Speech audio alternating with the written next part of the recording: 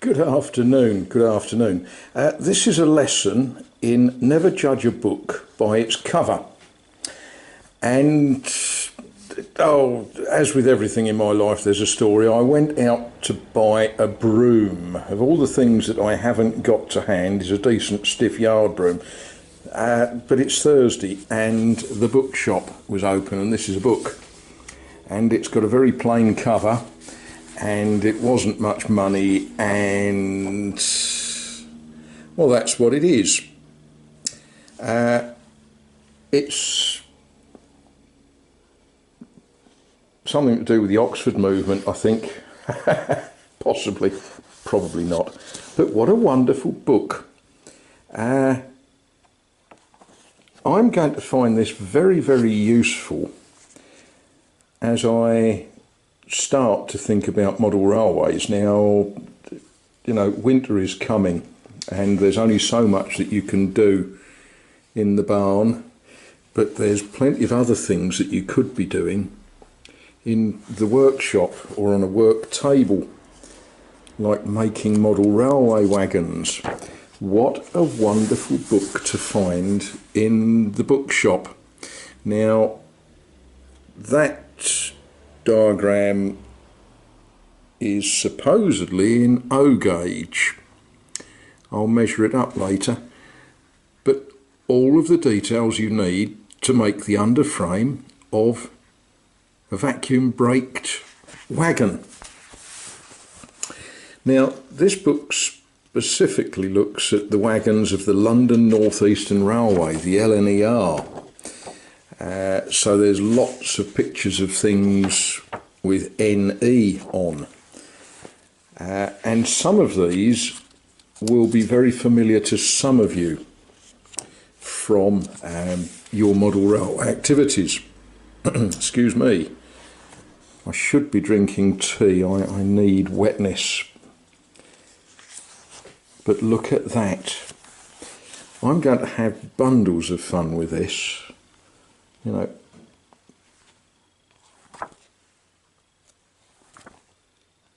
and that's what happens when I go to buy a broom. I end up buying a book. I bought a broom as well, but this is, you know, the stuff that dreams are made of.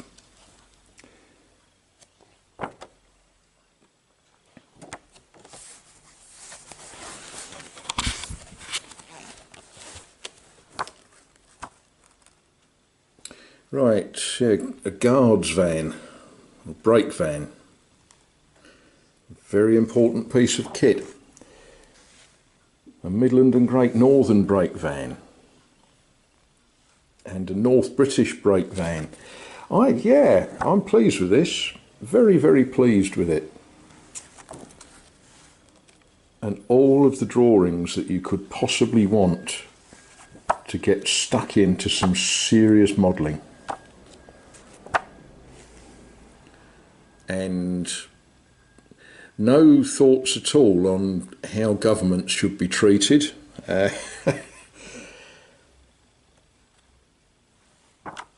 We wouldn't think about things like that. But there we are. Right, I'm going to drink some tea. Well, this is what I actually went out to get. A broom, and you can see it waiting for me to do broomy sort of things with it. Of all the things I didn't have here in Leigh-on-Sea, you know, it was the most important thing. But here's the funny thing. Right, shall we do the zoom effect, or shall we just, yeah, we're zooming. Right, if you come down and look, it is £9.99. You might say, is that a lot of money in Thai baht or US dollars or something? No, it's not. But I've just been looking at the prices of flights, and a one-way flight from Poitiers in France to Stansted in Essex is €9.99. Now, as at the moment the pound is worth a little bit more than the euro, that means that a flight from Poitiers to Stansted is cheaper than a Broom. I wonder if the person who needs the flight tickets knows how to fly one of the... No, I could get in trouble for even beginning to suggest that. Well, that's it, folks. One more day to go, and what is it that Rusty Glovebox says? I'm out of here. Something like that. Thursday today. I've been a very busy boy, tidying and getting stuff done and writing little notes and putting them on things so that people taking up what I've left will know where they are. That's the theory, that's the hope. Then I came back here. As you now know, I went up the road and I bought a broom, and I bought not one book but 3 books. I ought to do a book review on this one, really, didn't I? Except it's thick and I haven't read it yet, oddly. But that will keep me entertained on cold winter nights somewhere in France. I think that will keep me entertained. It's an interesting book. It's actually quite an old one. Now, how do we know it's old?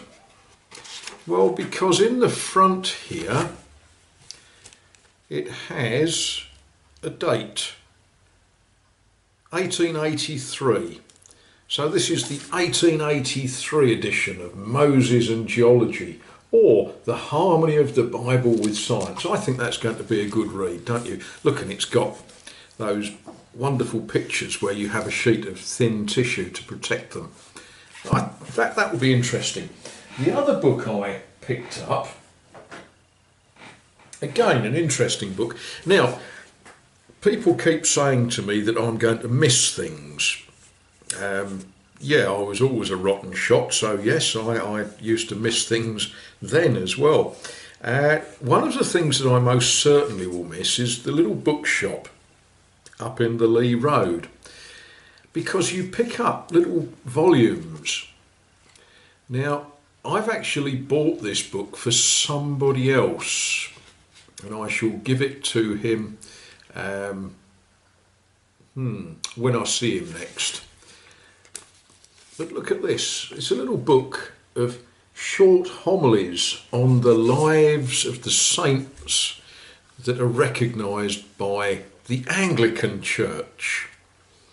So, for example, we have St. Agatha, a Sicilian virgin, was born at Catania, descended from a rich and illustrious family. We've got St. Fabian. He came from the country to Rome during the vacancy of the see in 236 AD. Saint Sylvester. Crikey, yeah. St. Thomas. This great saint and champion of the Church of England was born in London on the 21st of December 1117. And it tells us what these good folk got up to. So that's an interesting little book. Yeah, I do know where that's going. That's not going to France. That'll be going to a good friend of mine who I hope will find that an inspirational sort of read. Right, what am I going to do now? One of the things that musicians do is they practice every day. So I'm going to practice the trumpet. Unfortunately, I haven't got a trumpet here. So I did have a mouthpiece.